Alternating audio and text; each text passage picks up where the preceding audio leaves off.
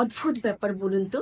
একজন সুস্থ মানুষ রাতে ঘুমিয়েছেন, সবকিছু স্বাভাবিক ছিল।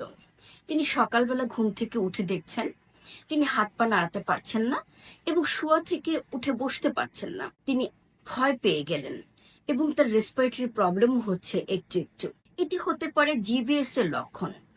জিবিএস গোলেনবারি সিনড্রোম, অথবা অপর একটি নাম হচ্ছে একিউট ইনফ্লামেটরি ডিমাইলিনেটিং পলিনিউরোপ্যাথি। এটি কেন হয় জানেন? একটি ব্যাকটেরিয়ার আক্রমণে হতে পারে গোলেনবারি সিনড্রোম। ব্যাকটেরিয়াটার নাম হচ্ছে কম্পাইলোব্যাক্টার জেজুনি। তো আমরা আজকে একটু জানবো, যখন এই গোলেনবারি সিনড্রোমে কেউ আক্রান্ত হচ্ছে তখন প্রথম লক্ষণগুলো তার কি ধরনের হতে পারে। তার প্রথমত যেটি হতে পারে, ডান এবং বাম উভয় পাশের হাত পা অবশ অবশ লাগতে পারে, নামনেস, প্যারাস্থেসিয়া, দ্যাট মিন্স অনুভূতি কমে যায়, ভারী মনে হয়, নাড়াতে পারেন না, মাসেল উইকনেস থাকবে এবং বাইল্যাটারাল অ্যাসেন্ডিং প্যারালাইসিসে তিনি আক্রান্ত হয়ে যান, অর্থাৎ তার উভয় পাশের মাসেলগুলো প্যারালাইসিস হয়। এই যে জিবিএস এ আক্রান্ত হচ্ছেন একজন এবং তার যে ডেইলি অ্যাক্টিভিটিস গুলো, মুহূর্তে কিন্তু তার ডেইলি অ্যাক্টিভিটিস গুলো করতে পারছেন না। এই লক্ষণগুলো ছাড়াও তার ভেতর যে কমপ্লিকেশনস গুলো দেখা দিতে পারে, সেই কমপ্লিকেশনস গুলো কি হতে পারে?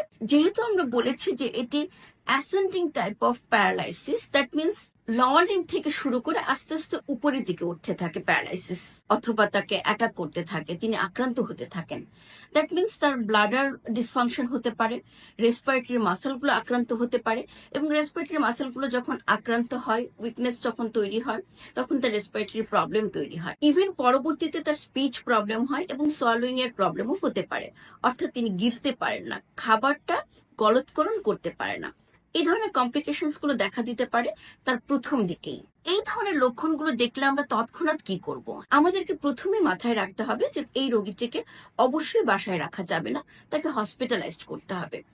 এবং হসপিটালাইজড করার পর যখন সেখানকার হসপিটালের স্পেশালিস্টরা তার ডায়াগনোসিস কনফার্ম করার পর তারা তখন মেডিকেশনটা শুরু করেন, এবং সামটাইমস এই পেশেন্টের জন্য অনেক সময় জরুরি ভিত্তিতে আইসিইউ প্রয়োজন হতে পারে। কারণ যেহেতু আমরা বলেছি যে তার রেসপিরেটরি প্রবলেম হতে পারে, এবং এই রেসপিরেটরি প্রবলেম সময় মতো তাকে চিকিৎসা না দিলে মাইল্ড থেকে মডারেট থেকে সিভিয়ার পর্যায়ে চলে যেতে পারে।